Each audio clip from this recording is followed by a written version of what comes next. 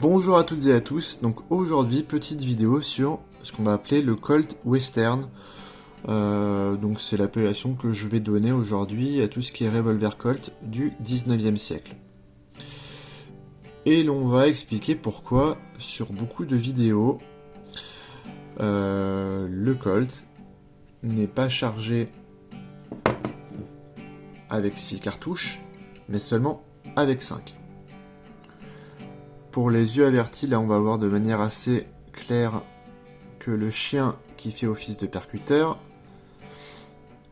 donc est bien enfoncé dans la carcasse, moyennant quoi le percuteur dépasse très près de la chambre.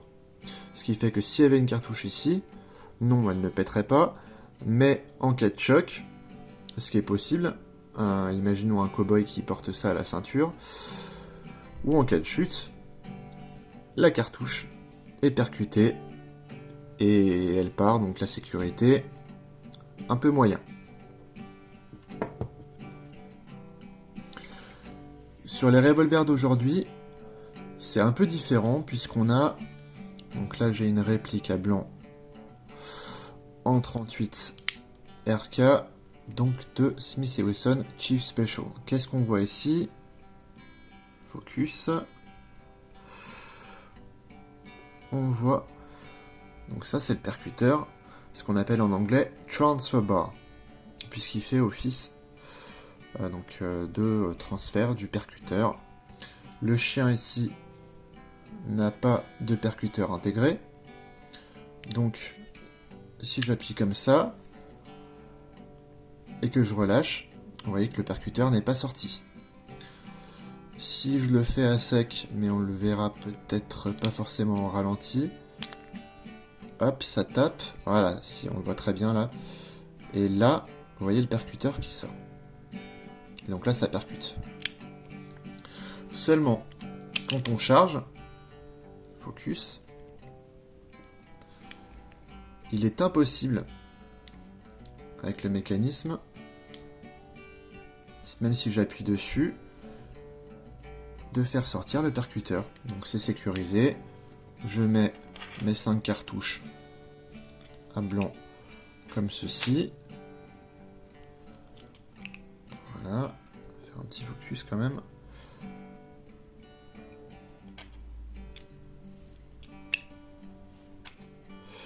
Donc là il n'y a que 5 coups, hein, donc la question ne se pose pas d'en charger 6 bien entendu.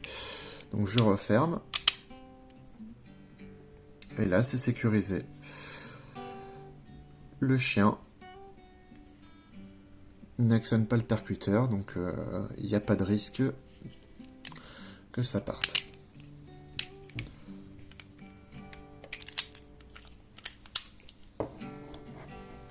Nous allons maintenant faire la même manipulation avec le Colt, sauf que cette fois-ci, on va laisser une chambre vide, de façon à ce que le percuteur s'aligne sur une chambre vide, donc en cas de percussion, le coup ne partira pas. Donc pour cela, c'est très simple, et puis on prend un zoom, on ouvre sa portière, on met le chien en position demi-armée, on met donc une cartouche dans la chambre, et là, on en laisse une vide, on passe, voilà.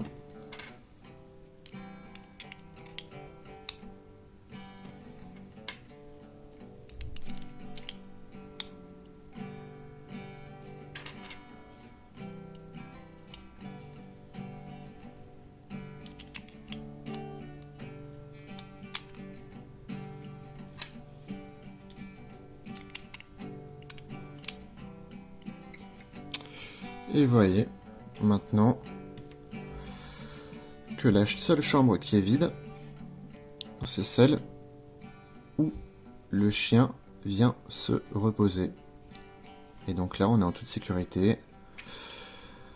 Et ensuite, pour le décharger, il y a deux méthodes hein, pour les systèmes avec extracteur. Et bien, tout simplement, on éjecte comme ça. Et sur mon modèle, soit on prend une tige, soit on démonte directement le barillet. Et là, on est tranquille. Voilà.